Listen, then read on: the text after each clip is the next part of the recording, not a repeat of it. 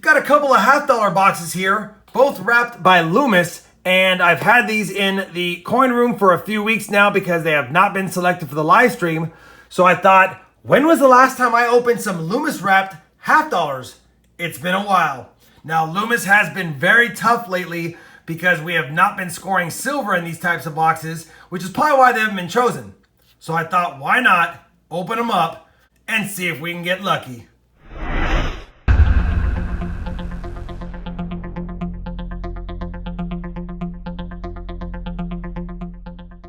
Hey everybody, it's Rob with RobFindsTreasure, and like I said in the intro, I've got a couple of Loomis wrapped $1/2 boxes here, unopened, completely bank sealed, hoping that we can get some lucky silver, but because the lucky Loomis rolls have not been too lucky lately, I've got my clad coinage varieties mat so I can check for any of the varieties in the $1/2 years.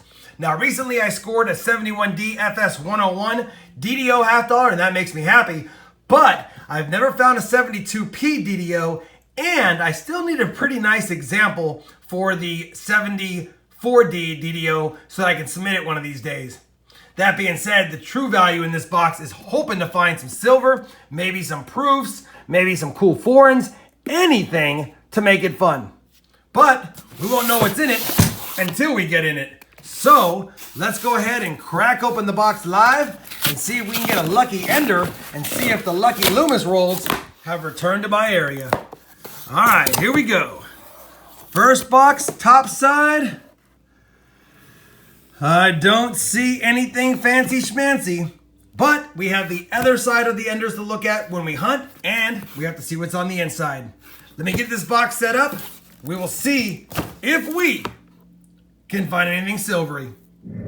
Roll number 2 will yield a first find, but there's a problem. It's a 2015 Philadelphia minted $1/2 that someone went ahead and scored like they were going to drill a hole in it. And that's going to put a hole in the value. Well, it's still worth 50 cents. I'll pull it aside as a find, but not really going to keep it in that condition. Roll number 16, we've got another NIFC. This one, a 2006 Denver. Well, that's about par for my Loomis boxes. Box 1 is hunted. All we found were those 2 NIFCs you saw us talk about earlier. We'll go ahead and throw that box away and get a live opening on box 2 next. And this is the T-Loom box, the box that was chosen on my stream but then canceled for the F1 box, which produced 7 silvers. Let's see if this box would have been lucky had it been stuck with. All right, another Loomis box to open. Probably another skunker. They've been tough for me lately, but you never know until you get in, and there's just something about cracking open a bank wrapped $1/2 box that you can't beat. Unless we're missing a coin roll, then that would be tough, but I think it's just out of order here. I don't see any enders on this side, but since it's out of order, let me go ahead and flip them around and see if there's any enders on the other side and get the box situated to hunt. All right, we've got them situated. 50 rolls are there. They're looking pretty clad-like. Let's hope that the clad has some fun varieties. I'll bring you in on the first find of this Loomis box. We're on roll 24 of the T-Loom box, and we have not found anything until now. It's just an NIFC. It'll be the 3rd of the hunt, and it is chewed up. But we're struggling. At least we get to look at a lot of clad $1/2 and hope to find a variety. We'll get back to the hunt, and I'll inform you if we find something else. Roll 27, and we'll have something else, but it's going to be a Ring of Death 2005 NIFC. Roll 29, and we're going to have some silver in the T-Loom box because just cracked it open, and I see what looks like a 40%er right there. We will take it. We're going to have silver in our box, and it's a nice 1969 Denver. Cannot get mad at that. First silver of the box, 40%er. I will definitely take that. Maybe there's more.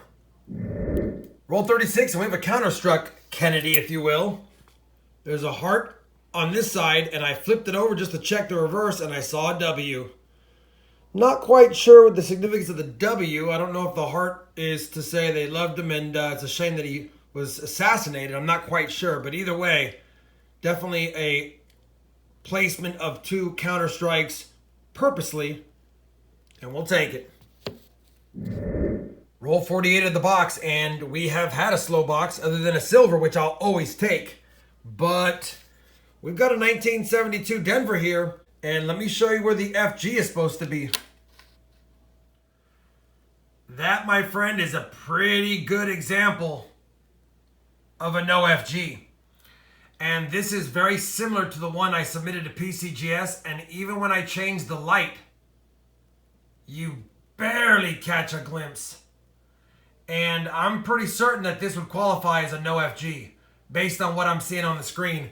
This is, like I said, probably about the exact same as the one that I did submit to PCGS and got a no FG designation on. So I'm thinking I'm probably going to hold on to this one. Again, if you zoom in, you probably can see just some slight raised elements, but I mean, it's practically not there. I'm pretty certain I can get a designation on it, but the condition is a lot less nice than the one I sent. This is probably an AU at best. So not a grader, but definitely a keeper. And I think definitely a no FG. We'll take it. We got a variety, some NIFCs, and a silver during the hunt. Be nice to get one more find, but we have 2.5 rolls left. Highly unlikely. If I do, I'll bring you back. Well, that's it for the T-Loom box. We hunted 100 Loomis rolls, and you know what? Despite not having a lot of finds, it's been a while since I found silver in my own hunts, and that makes me happy.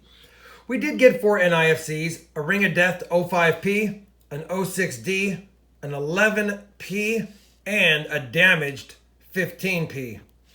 We got a nice Counterstruck 77D, not the DDO. It's got the W on the back on the shield, and a 72D no FG in about AU 50 condition or so, maybe XF 45. Find of the hunt, silver. Can't get mad at that. 1969 Denver. It's the year I got my first real 6-string. Bought it at the 5 and dime as well. Either way, we'll take it.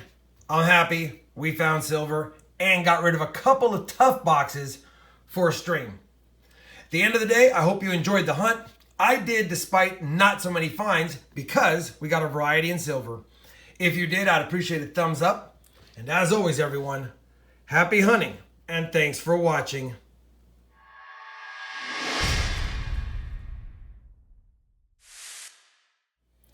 We just might fill this 2020 silver jar before the end of the year.